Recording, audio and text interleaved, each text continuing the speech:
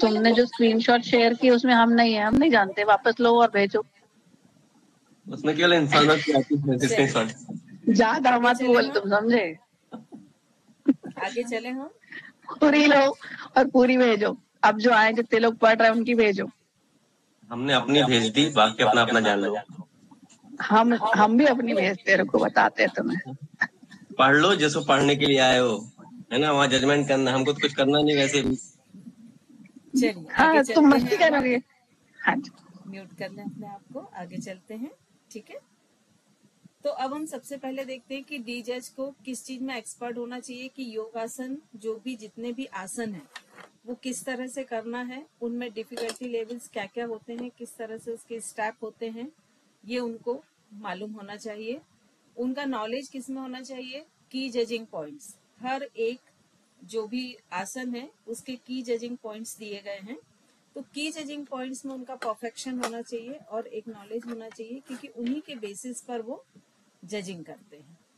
Responsibility कि number सही दें, माइक्रो मार्किंग सिस्टम का नॉलेज हो और जो डिफिकल्टी लेवल है उस पर अपना फोकस बना के रखें। अभी हम जो बात कर रहे हैं आज वो 7 इवेंट्स की हम बात करेंगे, जिसमें traditional yogasana, forward bend individual, back bend individual, leg balance individual, twisting body individual, hand balance individual, supine individual. यहाँ पर चूंकि हम ट्रेडिशनल ग्रुप नहीं खेलते हैं डिस्ट्रिक्ट लेवल पर, इसलिए हम इसको स्किप कर रहे हैं।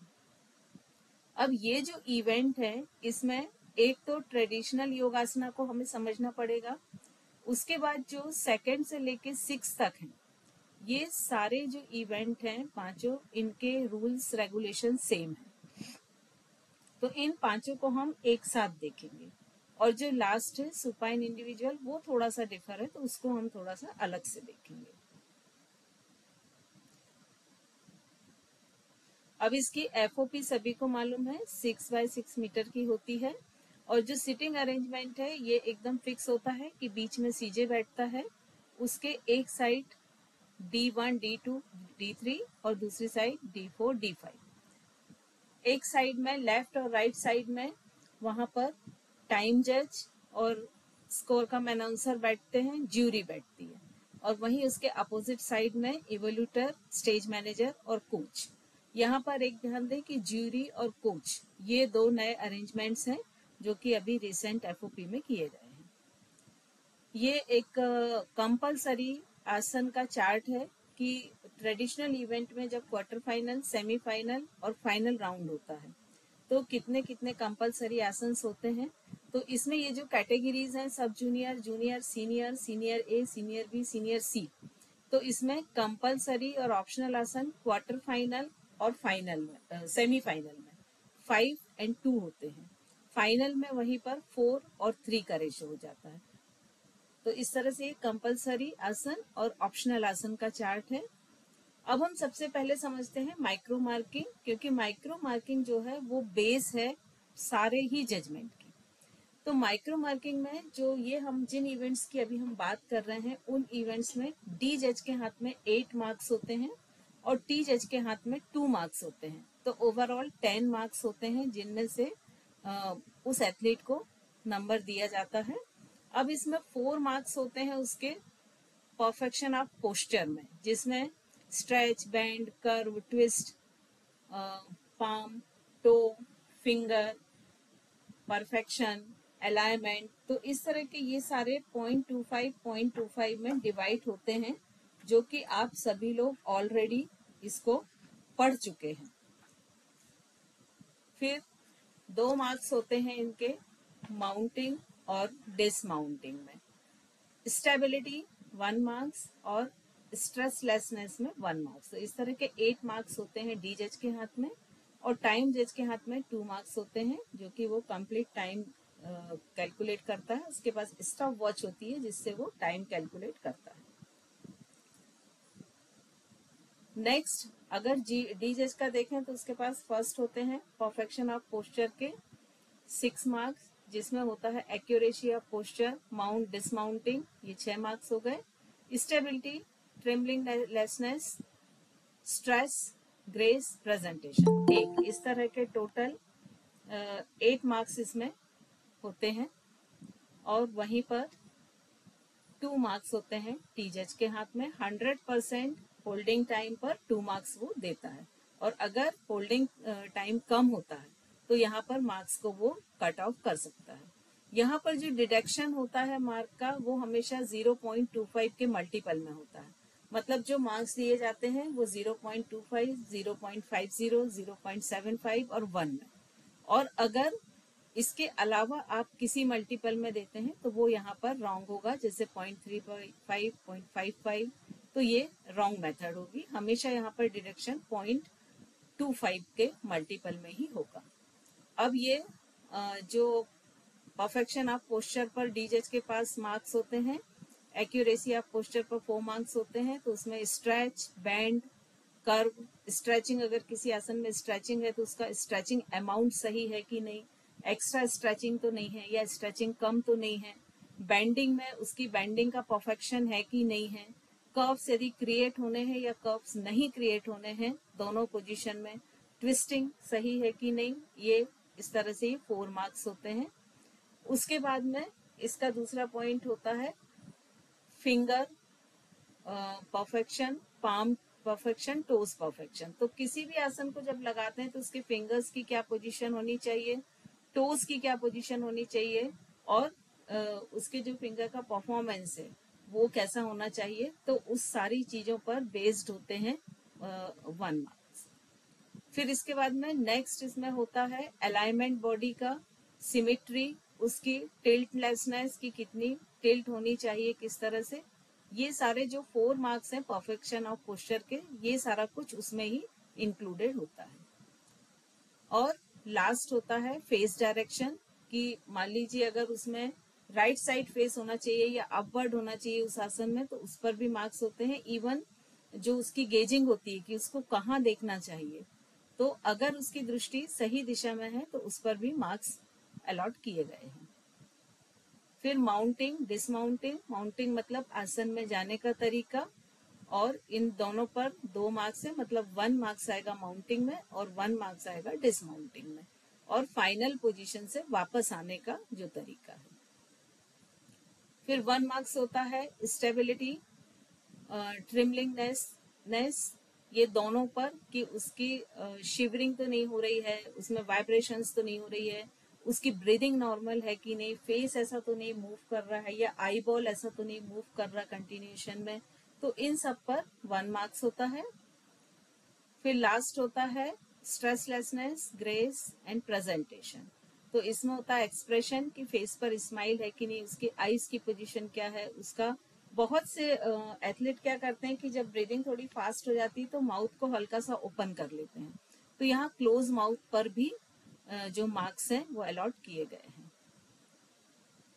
फिर इसमें ग्रेस और प्रेजेंटेशन में आता है कि उसका मेकअप डिसेंट हो, कॉस्ट्यूम उसका बहुत अच्छा हो, उसमें हैवी कट ना हो, उसकी नेक लाइन परफेक्ट हो, और इस तरह से डिजाइन ना हो कि उसका पोस्चर जो है वो हाइड हो जाए, और उसका डाइस तक आने का तरीका, फिर उसने ग्रिड किया है कि नहीं, उसके बॉडी बैलेंस है कि नहीं जब वो खड़ा होता, तो इन सब पर भी 1 मार्क्स में ये भी इंक्लूडेड होता है।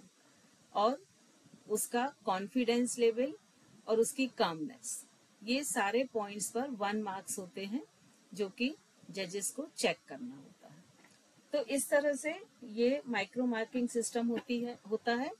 अब इसमें इसको थोड़ा सा मैं शॉर्ट में ले रही हूँ, क्योंकि क्वार्टर फाइनल में सब जूनियर, जूनियर, सीनियर के क्या क्या कौन कौन से चार्ट से आसन कर सकते हैं।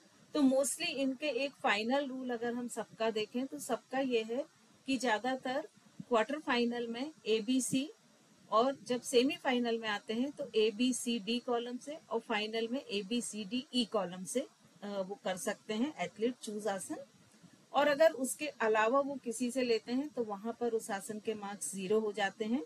लेकिन जो सीनियर ABC कैटेगरी है उसमें थोड़े से चेंजेस हैं। कोई भी मेजर की कैटेगरी के आसन को एथलीट रिपीट नहीं कर सकता है। इवन ऐसे भी नहीं कर सकते कि सपोज कंपलसरी में वो आसन है तो उसको ऑप्शनल आसन में भी यदि चार्ट में वो आसन है तब भी वो उसे रिपीट नहीं कर सकता है। तो ये सभी कॉमन चीजें जो मैंने आपको एक साथ बता दी हैं। सभी सेमीफाइनल, फाइनल, क्वार्टर फाइनल की हैं। तो ओवरऑल हम इस तरह से देखें कि जब ट्रेडिशनल में अगर वो कोई एक्स्ट्रा आसन कर देता है, जो आसन एक्सपेक्टेड था उसके अलावा, मान लीजिए उसने बैक बेंडिंग कैटेगरी से जो आसन परफॉर्मेंस ऑफ शीट पर दिया है उसके अलावा वो कोई दूसरा कर देता है तो वहां पर मार्क्स 0 हो जाएंगे। यदि कंपलसरी आसन को वो ऑप्शनल आसन में रिपीट कर देता है तो उसके मार्क्स 0 हो जाएंगे। यदि चार्ट के अलावा कोई आसन कर देता है वो तो भी उसके मार्क्स 0 हो जाएंगे। यदि किन्हीं आसनों को रिपीट करता है जो कि उसने प्रीवियस राउंड में वो कर चुका है तो भी उसके मार्क्स 0 हो जाएंगे। अब यदि वो जब भी कोई एथलीट होता है वो अपना जब फॉर्म भरता है तो वो एक परफॉर्मेंस शीट भरता है जिसमें वो अपने पूरे आसन कोड को लिख कर देता है। यदि उनका सीक्वेंस एक वो सीक्वेंस में लिख के देता है 1 2 3, जैसे कंपलसरी आसन है 5 करना है तो 1 2 3 4 5 एक सीक्वेंस में रहेगा। यदि ये सीक्वेंस चेंज होता है तो एक चेंज पर 2 मार्क्स डिडक्ट होता है। अगर 2 चेंजेस होते हैं तो ये पेनाल्टी होती है, 4 मार्क्स की हो जाती है। और अगर 3 चेंजेस होते हैं तो 6 मार्क्स की पेनाल्टी हो जाती है। और अगर वो 3 से ज्यादा सीक्वेंस चेंज करता है तो उसे डिस्क्वालीफाई कर दिया जाता है। ये ट्रेडिशनल आसन के होल्डिंग टाइम्स हैं। म्यूट कर लें प्लीज, किसी का माइक अनम्यूट है वो म्यूट कर लें। तो क्वार्टर फाइनल में 60 सेकेंड, सेमीफाइनल में 45 सेकेंड और फाइनल में 30 सेकेंड कंपलसरी आसन का टाइम ड्यूरेशन है। वहीं ऑप्शनल आसन में 15 सेकेंड ही जो है वो। प्लीज म्यूट कर लें, अनम्यूट कौन है चेक कर लें एक बार अपना माइक। Raja, thank you. तो ये टाइम ड्यूरेशन दिया है होल्डिंग टाइम का। तो फाइनली हम देखें तो डिफिकल्ट जज कितने होते हैं कोई भी इवेंट में? 5 जज होते हैं। ये हम सारे की बात कर रहे हैं, ट्रेडिशनल और रेस्ट जितने भी इवेंट है, मतलब 7 इवेंट की हम बात कर रहे हैं कि जो डी जज होंगे वो 5 होंगे। हर जज के पास 8 मार्क्स होंगे। डी जज का स्कोर कैसे बनेगा कि जो भी 5 जज में से हाईएस्ट और लोएस्ट मार्क्स जिसके होंगे वो एलिमिनेट हो जाएगा। जो बचे हुए 3 जज हैं उनका एवरेज निकाल के डी जज के मार्क्स बनेंगे। और फाइनल स्कोर कैसे बनेगा कि डी जज का जो स्कोर होगा उसमें इवोल्यूटर ने यदि कोई पेनाल्टी दी है तो वो डिडक्ट करके फाइनल स्कोर जो है वो बनेगा। अब यहाँ पर कुछ पॉइंट नोट करने लायक हैं कि यदि कोई भी सीक्वेंस चेंज करता है तो 2 मार्क्स की पेनाल्टी होती है। यदि कोई भी आसन को रिपीट करता है तो 0 मार्क्स होता है। यदि वो किसी तरह का सपोर्ट लेता है, कोई प्रॉप यूज करता है, तो वहां पर उसके जो 4 मार्क्स हैं पोस्चर एक्यूरेंसी के वो कट हो जाते हैं और मैक्सिमम मार्क्स उसको 5 ही मिल सकते हैं। ये परफॉर्मेंस शीट होती है जो अभी आपको बताई थी कि ये जो एथलीट होता है ये अपने फॉर्म के साथ भर के देता है। यहाँ पर ये आसन का सीक्वेंस है, ये 7 आसन का सीक्वेंस है और उसको इसी सीक्वेंस में ये 7 आसन परफॉर्म करने पड़ते हैं। यदि इनका ये सीक्वेंस चेंज करता है तो वही सीक्वेंस चेंज की पेनाल्टी रेज होती है। ये डी जज की शीट है। तो इसमें देखें ये कोड होते हैं आसन के, उनकी बेस वैल्यू होती है। यहाँ पर परफेक्शन ऑफ पोस्चर के जो 6 मार्क्स होते हैं उसमें से जज मार्क्स देता है उस एथलीट के परफॉर्मेंस के बिहाफ पर। यहाँ पर रेस्ट जो 2 मार्क्स होते हैं, स्टेबिलिटी, ग्रेस, प्रेजेंटेशन, उसके 2 मार्क्स जो होते हैं उनमें से आउट ऑफ 2 मार्क्स देता है डी जज। यहाँ पर टाइम जज के सेकंड्स होते हैं कि कितनी देर उसने उस परफॉर्म को होल्ड किया, उस आसन को होल्ड किया, उसके अकॉर्डिंग यहाँ उसके मार्क्स आते हैं। तो ये तीनों मार्क्स प्लस होके फर्स्ट जो आपने आउट ऑफ 6 दिए हैं परफेक्शन ऑफ पोस्चर के, फिर स्टेबिलिटी के और थर्ड टाइम के, ये तीनों मार्क्स प्लस होके ये एक स्कोर बनता है। ये डी जज का स्कोर होता है। अब हम आते हैं ये जो 6 नए इवेंट्स जो इंट्रोड्यूस हुए हैं उनके ऊपर आते हैं। तो इसमें सुपाइन का बस थोड़ा सा डिफरेंट है, तो हम सुपाइन को छोड़ देंगे, बाकी सभी को हम एक साथ ले रहे हैं। तो ये जो रूल्स एंड रेगुलेशन है, ये forward bend, backward bend, hand balance, leg balance और ट्विस्टिंग, ये पांचों में सेम रहेंगे। इन सभी में 2 राउंड होंगे, सेमीफाइनल और फाइनल। और एथलीट को 5 आसन सेमीफाइनल में करने पड़ेंगे, जो कि किस ग्रुप से होंगे? ए बी सी ग्रुप से होंगे, फॉरवर्ड बैंड चार्ट से ही। और उसी तरह से जब वो फाइनल करता है तो अगेन 5 आसन करेगा, लेकिन यहाँ पर A B C D E पांचों ग्रुप उसके लिए ओपन रहेंगे ऑप्शनल चार्ट के। कौन से चार्ट से लेगा? अगर फॉरवर्ड बैंड इवेंट वो कर रहा है तो फॉरवर्ड बैंड चार्ट से ही लेगा। और अगर इसके अलावा वो कोई आसन करता है तो 0 हो जाएगा। यहाँ पर यदि रिपीट कोई आसन करता है, सपोज उसने सेमीफाइनल में कोई आसन किया और उसी को रिपीट फाइनल में कर देता है, तो वहां पर भी आसन का मार्क्स 0 हो जाएगा। और वो ये 5 आसन जिस ऑर्डर में करेगा, उस ऑर्डर को वो परफॉर्मेंस शीट में भर के अपने फॉर्म के साथ कंपटीशन के पहले ही सबमिट कर देगा। अब यहाँ पर सेम चीज है कि यदि एथलीट सीक्वेंस चेंज कर रहा है तो एक सीक्वेंस चेंज पर पेनाल्टी इवोल्यूटर द्वारा दी जाएगी, और फर्स्ट सीक्वेंस चेंज पर 2, सेकंड सीक्वेंस चेंज पर 4 और थर्ड सीक्वेंस चेंज पर 6 मार्क्स की पेनाल्टी होगी। अगर वो 3 से ज्यादा चेंज करता है तो वहां से वो डीक्यू हो जाएगा। अगर वो कोई भी ऑर्डर शीट के ऑर्डर ऑफ परफॉर्मेंस शीट पर उसने जो आसन दिए हुए हैं उसके अलावा कोई भी आसन करता है तो 0 हो जाएगा। यहाँ पर जो होल्डिंग टाइम है वो सेमीफाइनल में 30 सेकेंड है और फाइनल में 15 सेकेंड है, ऑल 5 इवेंट्स के लिए। अब यहाँ पर अगेन डी जज के हाथ में 8 मार्क्स हैं और टी जज के हाथ में 2 मार्क्स हैं। और यहाँ पर ये ऑर्डर ऑफ परफॉर्मेंस शीट का सैंपल है कि वो पांचों आसन को इस तरह से सीक्वेंसली लिख के देगा और इसी सीक्वेंस में उसे परफॉर्म करेगा। ये डी जज की शीट का सैंपल है जो कि सेम है कि यहाँ पर 6 में से वो मार्क्स देगा परफेक्शन ऑफ पोस्चर का, और स्टेबिलिटी एटसेट्रा का आउट ऑफ 2 मार्क्स देगा। यहाँ टाइम जज के मार्क्स आएंगे, टाइम और उसके अकॉर्डिंग मार्क्स, और इनका टोटल डी जज की कंप्लीट स्कोर को बनाएगा, फाइनल स्कोर जिसे हम कहते हैं।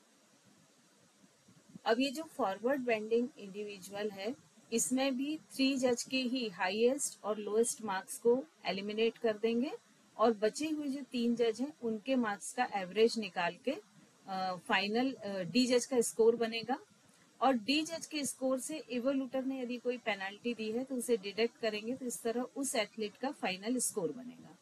यहाँ पर एक सीओपी में नया सिस्टम डाला है कि फाउल का एक सिस्टम डाला है कि जैसे ही एक एथलीट मान लीजिए एक आसन से वापस आता है, रिलैक्सिंग मोड में वापस आता है, और जैसे ही वो रिलैक्सिंग मोड में आता है तो उसका टाइम स्टार्ट हो जाता है और नेक्स्ट 60 सेकेंड तक उसको नेक्स्ट आसन के फाइनल पोज में पहुंचना पड़ता है। और ये 60 सेकेंड जैसे ये टाइम जस्ट देखता है टाइम, तो उसके रिलैक्स होने फर्स्ट आसन से वो जैसे ही रिलैक्स हुआ तो टाइम शुरू हो जाता है। 60 सेकेंड में एक बजर बजता है और वहां तक उसको फाइनल पोज में आना पड़ता है। और ये 60 सेकेंड के बाद जो बेल और बजर बजता है उस समय तक मान लीजिए वो किसी थोड़ा सा पीछे है तो उसको 10 सेकेंड बफर टाइम दिया जाता है। तो इस तरह से देखें कि उसको 70 सेकेंड में सेकेंड आसन की फाइनल पोजीशन में पहुंचना ही पहुंचना है। यदि वो नहीं पहुंचता है तो उस पर पेनल्टी है 0.25 मार्क्स की, जो कि टी जज देगा। तो टी जज के हाथ में यहाँ एक ही पेनाल्टी है, ये फाउल करने की। ये चार्ट्स हैं फॉरवर्ड बेंडिंग के, फॉरवर्ड बेंडिंग का फ्लोर, बैक बैंड के दोनों, ट्विस्टिंग के, लेग बैलेंसिंग, हैंड बैलेंसिंग। अब सुपाइन इंडिविजुअल है जो, वो थोड़ा सा इसमें अंतर है। तो इसमें क्या अंतर है? इसमें भी राउंड 2 ही होंगे और वही प्रोसेस होगा कि सेमीफाइनल राउंड में 5 आसन करेंगे, और सुपाइन इंडिविजुअल जो चार्ट है, आसन चार्ट, उसमें से चूज होंगे ये 5 आसन। लेकिन यहाँ पर अंतर ये कि ये जो 5 आसन है ये जज चूज करेंगे लॉटरी सिस्टम से। और जो 5 आसन चूज करेंगे तो ये लॉटरी सिस्टम से भी एक सीक्वेंस में चलेंगे। मान लीजिए फर्स्ट चिट उठाई और उसमें जो आसन निकला वो फर्स्ट नंबर पर रहेगा, तो ऐसे 5 चिट वो उठाएंगे और 5 आसन निकालेंगे, वो 1 2 3 4 5 का एक सीक्वेंस बन जाएगा। तो जो एथलीट है ये लॉटरी सिस्टम से जो सीक्वेंस जनरेट हुई है उसको उसी सीक्वेंस को फॉलो करना पड़ेगा, क्योंकि यहाँ पे भी पेनाल्टी है सीक्वेंस चेंज की 2 marks, first change, second change 4 marks, third change 6 और उससे ज्यादा होती है तो फिर डीक्यू हो जाएगा। यहाँ पर होल्डिंग टाइम जो है वो 60 सेकंड रखा गया है हर आसन में, वो सेमीफाइनल फाइनल दोनों राउंड में। अब यहाँ पर भी डी जज के हाथ में 8 मार्क्स हैं और ये 8 मार्क्स माइक्रो मार्किंग सिस्टम के अकॉर्डिंग ही वो करेगा। 8 मार्क्स प्लस डी जज और टी जज के मार्क्स दोनों जुड़ेंगे और उसके बाद जैसे कि पहले हमने फाइनल स्कोर निकाला था वैसे ही फाइनल स्कोर निकलेगा। ये ऑर्डर ऑफ परफॉर्मेंस शीट है, तो जिस लॉटरी सिस्टम से जिस सीक्वेंस में आसन निकलेंगे वो यहाँ पर नोट कर दिए जाएंगे उनके कोड, और इसी सीक्वेंस में वो एथलीट करेगा। ये डी जज की अगेन शीट है, तो ये सेम ही रहेगी। 6 में से आउट ऑफ 6 में से मार्क्स देंगे परफेक्शन ऑफ पोस्चर के, फिर आउट ऑफ 2 मार्क्स 2 में से मार्क्स देंगे, फिर टाइम जज यहाँ मार्क्स देगा और इनका टोटल ये डी जज के स्कोर को बनाएगा। और डी जज के 5 जज में से हाईएस्ट और लोएस्ट जो जिनके मार्क्स होंगे उनको हटा देंगे, और जो रेस्ट 3 बचे हुए जज हैं इनके मार्क्स का एवरेज निकाल लेंगे और इस तरह से डी जज का स्कोर आ जाएगा। उसमें से जो इवेल्युएटर है उसके अगर उसने किसी तरह की कोई पेनल्टी जनरेट की है तो उसको माइनस करके फाइनल स्कोर बनेगा। सेम फाउल 70 सेकंड का बफर जोन इसमें भी दिया गया है, 60 सेकंड उसे दूसरे आसन के फाइनल पोजीशन में आने तक और 10 सेकंड का बफर जोन, तो ऐसे 70 सेकंड्स उसको दिए गए हैं कि वो फर्स्ट आसन की रेस्टिंग पोजीशन से सेकंड आसन की फाइनल पोजीशन तक आ जाए, और यदि वो इस टाइम को फॉलो नहीं करता है तो अगेन उसको पेनाल्टी है 0.25 की, जो टाइम जज के द्वारा दी जाएगी। यहाँ पर ये सुपाइन कैटेगरी का चार्ट है जिसमें से लॉटरी द्वारा आसन निकाले जाएंगे। अब जो टी जज है वहां पर टी जज के हाथ में 2 मार्क्स होते हैं। अगर वो 75% होल्डिंग टाइम फर्स्ट अटेम्प्ट में नहीं कर पाता है तो उसे 2 अटेम्प्ट ही मिलते हैं। तो अगर उसका टाइम फर्स्ट अटेम्प्ट में होल्डिंग का लेस देन 75% है तो वो सेकंड अटेम्प्ट करेगा, लेकिन वहां पे 1 मार्क्स का डिडक्शन हो जाएगा। और जब वो सेकंड टाइम करेगा और 75% से अधिक है तो इसमें सीओपी में एनेक्चर दिए हैं 1 और 2, उसके अकॉर्डिंग उसको मार्क्स दिए जाएंगे। और अगर सेकंड टाइम में भी उसका 75% से होल्डिंग टाइम कम है तो वहां उसको 0 दिया जाएगा। ये टाइमिंग्स हम देख चुके हैं। ये एनेक्चर 1 है जिसमें अगर फर्स्ट अटेम्प्ट में वो 75 मान लीजिए 85% करता है तो वो जितने भी सेकंड करता है, ये 45 सेकंड का चार्ट है, तो यहाँ पर 75 33 तक होता तो सपोज वो 37 सेकंड होल्ड करता तो उसके मार्क्स ये हो जाएंगे। तो इस तरह से ये एनेक्चर ए और ये एनेक्चर बी दिया गया है जहां वो सेकंड अटेम्प्ट में आसन लगा रहा है। इसमें भी सेम बफर जोन 10 सेकंड का है और 60 सेकंड उसको ट्रांजैक्शन के दिए गए हैं। तो टोटल 70 सेकंड्स में यदि वो फर्स्ट आसन की रिलैक्सेशन पोजीशन से सेकंड आसन की फाइनल पोजीशन तक आता है उसके लिए टाइम दिया गया है। यदि वो नहीं आता है तो अगेन पेनल्टी 0.25 मार्क्स की है और ये टी जज के द्वारा दी जाएगी। तो इस तरह से ये हमारे सारे इवेंट्स हैं जो अभी हमको करने हैं।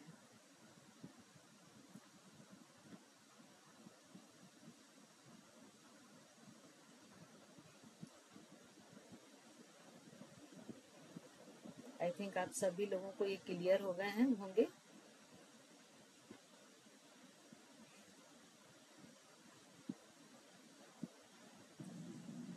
किसी को कोई कंफ्यूजन हो तो वो बात कर सकते हैं आपस में, एक एक करके ले लो, हैंड रेस कर लेते हैं उस पर ले लेते हैं। वैसे रिक्वेस्ट है सभी वीडियो ऑन कर लें क्योंकि ऐसा लग रहा है कि बस हम 2 ही हैं इस मीटिंग में। नहीं, बफर जोन वाला जो कॉल वाला सिस्टम है उसमें थोड़ा वो है, क्योंकि टाइम का बच्चे लेते ही है ना जब वापस आते हैं उसके बाद। थोड़ा सा रिपीट करो, एक्चुअली वॉइस ब्रेक हो गई थी। आसन में अपन गए, आसन लगाने के बाद वापस आते हैं तो टाइम ज्यादा लगता ही है। इसमें बोला कि 70 सेकंड में सेकंड आसन में लगना है, क्योंकि रेस्ट पोजीशन रहती ना।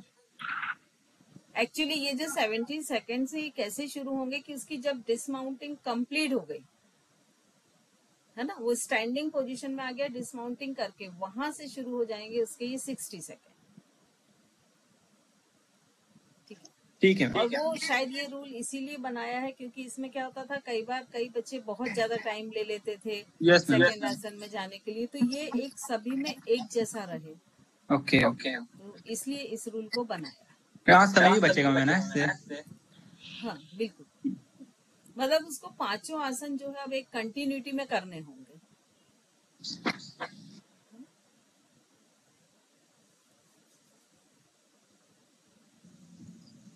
जैसे हर बार ट्रेडिशनल में पहले होता था कि बच्चा ग्रीटिंग गेस्चर देता था, मतलब नमस्ते करता था हर आसन के बाद में और पहले, अभी वो करना कंपलसरी नहीं है जैसा मैंने कि इस यूपी में पढ़ा है। तो अगर वो करता है तो क्या उसके मार्क्स डिडक्ट होंगे या नहीं होंगे? एक्चुअली इसमें ग्रीटिंग तो अभी भी माइक्रो मार्किंग सिस्टम में है। सीओपी में यदि आप देखें तो माइक्रो मार्किंग सिस्टम में ग्रीटिंग के पॉइंट्स हैं। ठीक है, तो जो ग्रीटिंग है वो ऐसे चूज कर सकता है कि वो जो फर्स्ट एक बार ग्रीट करके शुरू करे और जब 5 आसन कंप्लीट हो जाए तो लास्ट में ग्रीट कर दे। मतलब वो जो एक हर आसन में रहता था वो पोजीशन ना रहे। जी, उसके पीछे रीजन ये है कि आपके पास सिर्फ 60 सेकंड है रिलैक्सेशन की और 10 सेकंड में आपको सेकंड आसन परफॉर्म करना है, तो आपके पास टाइम बहुत लिमिटेड है। तो फिर से आप रिपीट उसको ग्रेड करने की जरूरत नहीं है ना, आए और करें और फिर लास्ट में जाएं और करें। क्योंकि ये पूरा सीक्वेंस हो गया ना, तो एक तरह से ये जैसे आर्टिस्टिक या इसमें हम करते हैं ना कि बीच में कोई रुकावट नहीं होती है, एक सीक्वेंस में करते जाते हैं, इसको भी सेम उसी ढंग में कन्वर्ट कर दिया। तो अब ग्रीटिंग हर आसन के बाद नहीं करेंगे, नहीं तो आप वो टाइम को कैच नहीं कर पाएंगे, वो टाइम आपका मैच नहीं होगा। तो चूंकि जब आप स्टार्टिंग में करेंगे तो स्टार्टिंग में आपका कोई भी टाइम स्लॉट शुरू नहीं हो रहा है, फर्स्ट जो आप माउंटिंग कर रहे हैं, तो वहां आप ग्रीट कर सकते हैं। देन जब लास्ट आसन से आप डिसमाउंट करते हैं तो वहां पे भी आपके पास टाइम का कोई बाउंडेशन नहीं है। तो फर्स्ट और लास्ट में एथलीट को करना चाहिए क्योंकि इसमें ग्रीटिंग के भी मार्क्स हैं माइक्रो मार्किंग में। और एक क्वेश्चन और कि जैसे आसन अगर 100% टाइम तक होल्ड नहीं होता है, 75% ही हुआ या उससे भी कम हुआ, तो ये तो टाइम जज देख रहा है, तो डी जज कैसे पता करेगा कि उतना टाइम होल्ड हुआ है कि नहीं, और हम उसमें मार्क्स देंगे या नहीं देंगे, ये इसमें थोड़ा सा कंफ्यूजन है। हाँ, एक्चुअली क्या होता है, देखिए जैसे ही वो, यहाँ हम बात कर रहे हैं होल्डिंग टाइम की, है ना, माउंट या डिसमाउंटिंग की हम नहीं कर रहे हैं। तो होल्डिंग टाइम से जैसे ही वो वापस आता है, तो यदि ओके होता है, मान लीजिए उसने अबव 75% कर दिया, तो टाइम जज ओके या थम्स अप कर देता है। जी, ठीक है, जो हम विदाउट सॉफ्टवेयर कर रहे हैं हम उसकी बात कर रहे हैं, क्योंकि सॉफ्टवेयर में तो ऑटोमेटिक अगर मान लीजिए डीजज ने 10 मार्क्स भी दे दिए या 8 मार्क्स उसके हाथ में, उसने पूरे 8 भी दे दिए, और अगर टाइम जज ने उसको बिलो 75 कर दिया, मान लीजिए उसने लिख दिया कि 74 सेकेंड, जो भी उसका 74% होता होगा वो लिख दिया, तो ऑटोमेटिक उसके जो टाइम डी जज के हैं वो 0 हो जाएंगे मार्क्स, है ना, तो वो ऑटोमेटिक होंगे। तो इसीलिए सॉफ्टवेयर में तो प्रॉब्लम नहीं होती है, लेकिन जब हम विदाउट सॉफ्टवेयर करते हैं तो मोस्टली हम इस तरह का कुछ अरेंजमेंट करके रखते हैं कि जैसे टाइम कंप्लीट होता है वो थम्स अप कर देता है, और यदि मान लीजिए उसने टाइम कम लिया तो वो जितने सेकंड हुए हैं वो बोलता है। मान लीजिए 45 सेकंड का होल्डिंग था, 33 उसका 75% था, उसने मान लीजिए 30 लिया, तो वो बोलेगा 30 सेकंड, और जैसे ही वो 30 सेकंड बोलेगा तो हम उस एथलीट से पूछेंगे कि आप सेकंड अटेम्प्ट लेना चाहते हैं कि नहीं लेना चाहते हैं। यदि सपोज वो नहीं लेना चाहता है तो उसका उसमें मार्क्स 0 हो जाएगा। यदि वो लेना चाहता है तो वो सेकंड अटेम्प्ट करेगा, तो अब यहाँ उसको मार्क्स किस में से मिलेंगे, 1 में से मिलेंगे। पहले हम 2 में से दे रहे थे तो 1 मार्क्स डिडक्ट हो जाएगा, 1 में से मार्क्स मिलेंगे। अब 1 में से भी मान लो वो 85% करता है ना, तो जो एनेक्शर है वहाँ टाइम जज 85 या जो भी सेकंड्स आएंगे वो नोट कर लेगा। मान लीजिए 33 सेकंड का था, उसने 40 सेकंड किया, तो वो 40 सेकंड नोट कर लेगा। तो वो एनेक्शर में से हम चेक कर लेते हैं कि 40 सेकंड में कितने मार्क्स हैं एनेक्शर बी में से, और वो मार्क्स उसको दे देते हैं। मैम जैसे जजमेंट शीट मैंने देखी थी डी जज की, उसमें ऊपर तो डी जज के मार्क्स लिखे हुए थे, नीचे टाइम जज के भी लिखे हुए थे। क्या ये डी जज को ही देने टाइम जज के मार्क्स, या नीचे 2 नंबर एक्चुअली जो क्या होता है कि जब टाइम जज केवल सेकंड लिखता है, जी क्योंकि उस समय उसके पास इतना समय नहीं होता कि वो एनेक्शर देखे और सारा कुछ करे। तो जैसे सपोज उसने 40 सेकंड किया तो उसने 40 सेकंड नोट कर लिया। अब देन जब कंपटीशन खत्म हो जाता है तो उसके 40 सेकंड के बेस पर हम जो वहाँ टी जज के वो रहते हैं मार्क्स, वो वहाँ जी पे अलॉट कर देते हैं। मतलब डी जज को सिर्फ 8 मार्क्स में से ही देने हैं, हाँ टाइम जज वाला पोर्शन खाली छोड़ना है। बिल्कुल, वो हम जी बाद में ऐड ऑन करते हैं जब फाइनल स्कोर बनाते हैं ना, मतलब वो रिजल्ट वालों का काम होता है। अच्छा जी।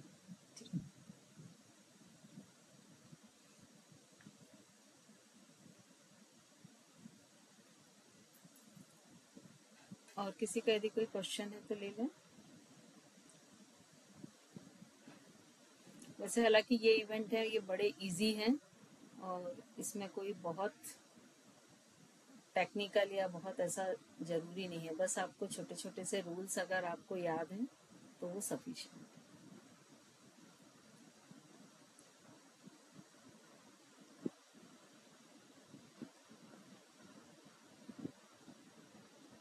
जैसा वो चैलेंजिंग वाला क्या है? चैलेंजिंग मतलब अभी जैसे अपन डिस्ट्रिक्ट में करेंगे तो जज चैलेंज करते हैं, और जो टीम चैलेंज करती है वो कहाँ पर है? ये ग्रुप का है दीदी, तो ग्रुप डिस्ट्रिक्ट में नहीं होता है, हाँ ट्रेडिशनल नहीं, ग्रुप होता है। और वो ग्रुप ट्रेडिशनल करता है ग्रुप, चैलेंज एक दूसरे को। हाँ ये जो अच्छा है ये हम इसमें नहीं लेते, इसलिए मैंने इसको इंक्लूड नहीं किया। अच्छा, नहीं मतलब वही उसी चैलेंज, वो टीम टू टीम चैलेंज करना वो ग्रुप में है। क्योंकि ये हम डिस्ट्रिक्ट लेवल पे करना बड़ा मुश्किल है, क्योंकि टीम चाहिए उतनी, लेकिन हम्म, स्टेट लेवल पे हम चाहें तो कर सकते हैं। तो चूंकि डिस्ट्रिक्ट पर ये पॉसिबल ही नहीं है, डिस्ट्रिक्ट में तो ग्रुप है ही नहीं ना। हाँ तो इसीलिए इसको मैंने इसमें लिया नहीं। मैम स्पाइनल कैटेगरी जो है उसमें मैंने पढ़ा हुआ था कि चिट सिस्टम से उसने उठाया आसन, 5 आसन डिसाइड हो गए। अगर पहला आसन दूसरा आसन जिस प्रकार से चिट निकलेगी, फर्स्ट में जो सेकंड में जो, ऐसे ही याद रखना है। बिल्कुल, जी क्योंकि उसकी जो ऑर्डर ऑफ परफॉर्मेंस शीट है वो वही मानी जाएगी। जो पहली चिट उठाई, जो आसन निकला वो फर्स्ट पोजीशन पे ही करना है। जी सेकंड चिट उठाई तो जो सेकंड पे निकलेगा वो सेकंड पर ही करना है आपको। तो आपको वो 5 आसन याद रखने पड़ेंगे, आपको मीन्स एथलीट को याद रखने पड़ेंगे कि वो 5 आसन कौन से हैं और किस सीक्वेंस में है। मैम और सारे यहाँ पर ये आसन चैलेंज है, क्योंकि वो आपको वही ऑन द स्पॉट याद रखने हैं। जी। एक चीज और मैम उसमें जैसे बेस वैल्यू तो सारे आसनों की अलग अलग है, हम्म, और हम सेमीफाइनल राउंड या फिर सेमीफाइनल राउंड अगर हम कर रहे हैं तो बेस वैल्यू जो है तो वो तो कम ज्यादा हो सकता है बेस वैल्यू हर बार, हम्म। तो हमारे लिए भी चैलेंजिंग हो जाएगा। बिल्कुल, उसमें हम क्या करते हैं कि एक हमको प्रिंटेड ऐसे परफॉर्मेंस शीट मिलेगी, तो जिसमें जी हम वो पांचों आसन नोट कर लेंगे, पांचों की बेस वैल्यू नोट कर लेंगे। जी। तो वो जज के पास वो शीट रहेगी एक। तो अगर बेस वैल्यू कम या ज्यादा होते हैं उससे जो बच्चा है वो कर अच्छा रहा है, और सिर्फ बेस वैल्यू कारण उसके पॉइंट कुछ ऊपर नीचे हो जाते हैं। देखिए जो ये चीज होती है ना, मतलब विदाउट सॉफ्टवेयर जो होती है, उसमें जी हम कोशिश करते हैं कि बेस वैल्यू से ही लेके मार्क्स दें। जी तो क्या होता है कि हर एथलीट की हम जो जैसे ऑप्शनल आसन 2 ही होते हैं, है ना, जी या 5 से ज्यादा आसन, इसमें 7 या 5 का ही सेट होता है। तो हम हर स्टूडेंट से उनके आसन की सीरीज ले लेते हैं। जैसे मान लीजिए हम ट्रेडिशनल कर रहे हैं तो कंपलसरी के तो फिक्स हैं 5, जी है ना। ऑप्शनल आसन की उनकी 2-2 की वो स्लिप ले लेते हैं, और जो इवोल्यूटर होता है वो उनके आगे उसकी बेस वैल्यू लिख देता है। ठीक है, तो मोस्टली क्या होता है कि जब जैसे जो बच्चा आया परफॉर्म करने सामने खड़ा हुआ, तो कंपलसरी आसन तो फिक्स है, हर जज को मालूम है। उस बच्चे के 2 आसन के वो कॉलम कॉल कर देता है कि डी और ई कैटेगरी या बी और सी कैटेगरी। तो अब अगर इतना भी कॉल करते हैं तो जजेस को ये मालूम है कि उनको किस रेंज में से मार्क्स देना है। जी क्योंकि टेक्निकली यदि आप देखें कि जब हम विदाउट सॉफ्टवेयर करते हैं तो इतने कैलकुलेशन करना बड़ा मुश्किल काम हो जाता जी है ना। तो जी हम उसको फिर कोशिश करते हैं कि वही बेस वैल्यू मान के और मार्क्स दें। जी और सॉफ्टवेयर में कर रहे हैं तब तो आपको कोई प्रॉब्लम ही नहीं है। जी तो जजेस का ये काम होता है कि वो क्या करते हैं, मोस्टली चीफ जज ये कर लेता है कि स्टार्टिंग में ही जैसे उसके हाथ में 8 मार्क्स हैं, ठीक है, तो 8 मार्क्स उसको मल्टीप्लाई कर लेगा 0.8 से और जो भी मार्क्स आते हैं और उसके अकॉर्डिंग फिर मार्क्स देगा। जैसे 6.4 आएंगे, ठीक है, यदि आप 0.8 मल्टीप्लाई 8 करेंगे तो क्या आएगा 6.4।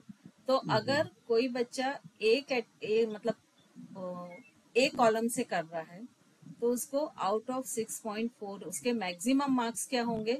मान लीजिए उसने बहुत ही एक्यूरेट किया, कहीं डिटेक्शन की जरूरत नहीं है, तो उसके मैक्सिमम 6.4 होंगे। तो मोस्टली ये हम 5 मल्टीप्लाई करके अपने पास एक चिट पर रख लेते हैं, क्योंकि बाद में हम वो करें वो मुश्किल हो जाता है। तो उसी में से देते हैं, तो उससे क्या होता है कि बच्चे के साथ इनजस्टिफाई नहीं हो पाता कि वो जो आसन कर रहा है उसी के उसको मार्क्स मिलते हैं। क्योंकि जो सारी ये प्रोसेस है ना, ये सॉफ्टवेयर के साथ तो करना बहुत इजी है जी लेकिन विदाउट सॉफ्टवेयर हार्ड कॉपी पे करना बहुत टफ है। तो कोशिश करते हैं कि इसको थोड़ा हम इजीएस्ट वे में करें।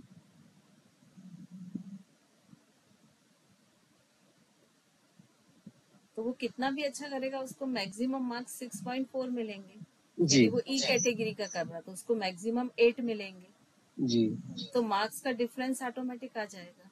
जी तो ये हमारी अपनी बनाई हुई व्यवस्था है, ऐसे कोई रिस्ट्रिक्शंस नहीं है। लेकिन चूंकि हमको विदाउट सॉफ्टवेयर करना है और किसी के साथ ऐसा ना हो कि कोई ने ए कॉलम का किया और एक ने ई का किया और हम दोनों को इक्वली दे दें। 8 में से उसने भी बहुत अच्छा किया, इसने भी बहुत अच्छा किया, हम दोनों को 7.5 दे दें, तो वो जस्टिफाई नहीं होगा। तो ये अरेंजमेंट हमारे अपने। और कोई है क्या क्वेश्चन?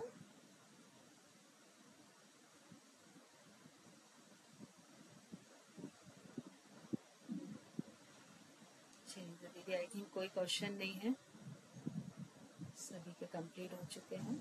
देवेंद्र और शिवम दोनों हैं कि नहीं है? नहीं है।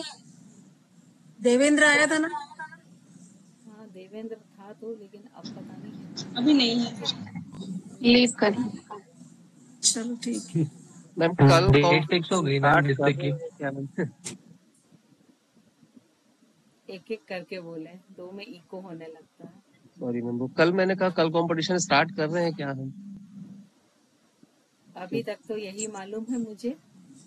कर रहे हैं, कल करेंगे। और मैम दिनेश सर से बात हुई थी शाम को अभी मेरी 7:30 समथिंग पे। दोनों ने बोला सैटरडे संडे रखेंगे, सबका पर्सनल क्लास रहता है तो बोल रहे हैं तो सैटरडे और संडे को रखते हैं। तो हाँ, वैसे 2 दिन में ये हो भी जाएंगे 7 इवेंट्स। वो शिवम मेरे से तो बात हो रही थी दीना सर से, दीना सर से मेरी बात हो रही थी तो वो बोल रहे थे।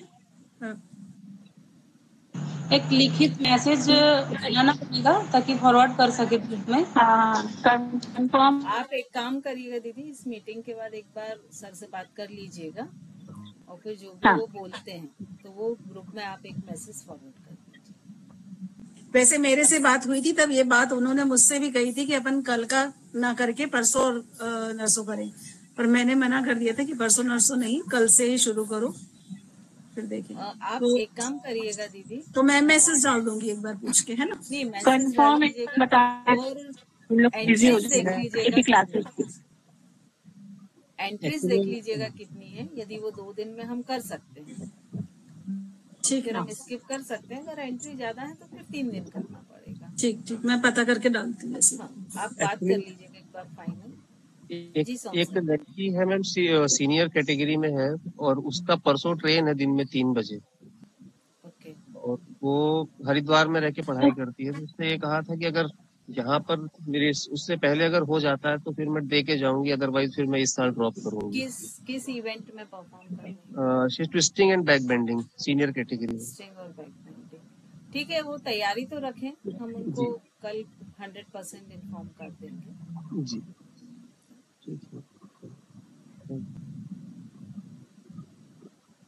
ठीक है, और किसी का कोई सवाल है? दीदी संडे को टूर्नामेंट होगा या नहीं? बता देंगे, ग्रुप में डाल देंगे। जी जी, टीओस ग्रुप में ही डालेंगे, बाकी तो सबको पता रहता है, अपन ही को मालूम होना चाहिए, तो जो होगा उसमें डाल देंगे। टच में रहें सभी ग्रुप के। जी दीदी, ठीक है, चलिए तो अपन ये मीटिंग ओवर करते हैं। हरिओम। कल होगा तो कल मिलते हैं, नहीं तो फिर परसों। हरिओम सभी को। हरिओम। Thank you ma'am.